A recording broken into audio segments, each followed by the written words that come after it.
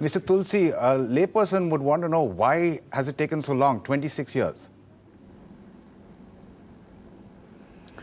Well, the Indian legal system perhaps moves like an elephant, and the speed.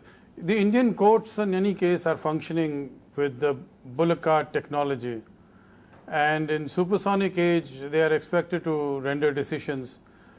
With bullock cart technology, this is what you get, 26 years.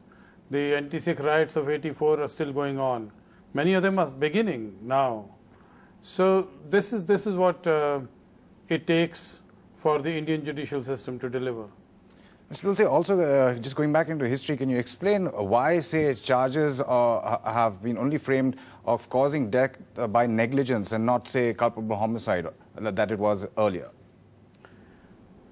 Well, I'm told that earlier the charges were filed under 304 Part 2, and they were upheld by the court against some of the accused. There was enough material on the basis of which it could be said that the persons had the knowledge of deficiencies in the system.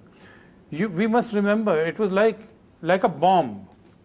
You are having a vicious bomb in this factory, and if you know that the factory is not running, you must know that methyl isocyanate can cause instant death, and there is not one, not two, 3,500 people who died instantly. And within the same week, there are 15,250 more who died, who lost their lives. Now, which authorities permitted this sort of a factory to function? Why were the district authorities not prosecuted? The main problem, I think, and the strategic mistake that was made in the investigation and the prosecution was that the district authorities were not prosecuted.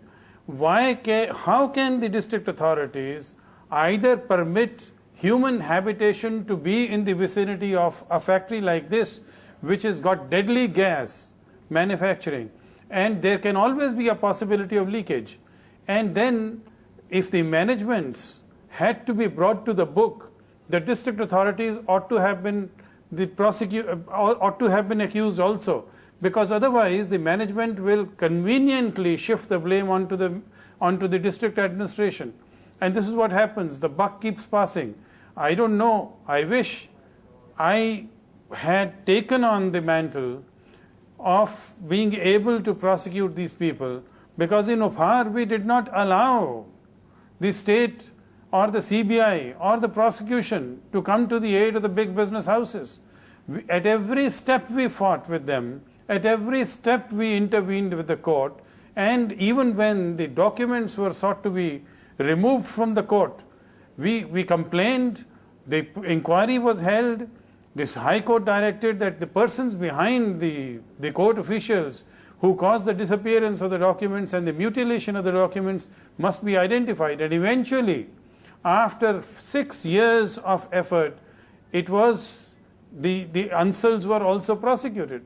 So as prosecution, they should have been an organization of the victims which had day to day monitored investigation, picked up the deficiencies, and argued vehemently in the court on behalf of the victims. Unfortunately, the victims in Bhopal gas could not render that kind of an assistance and protect the rights and interests of the victims. And that is why we are left with a situation where perhaps even the highest court had set aside or quashed the charge under 304 Part 2, and what we are left with is 304A, and what can you get? Even if it's the maximum sentence, it's 2 years. It's a travesty of justice. This case is an example as to how we have failed to deliver justice.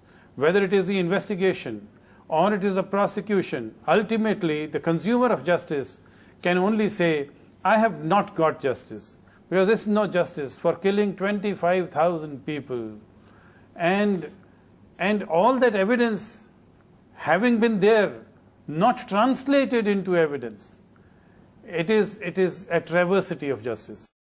Tuba.com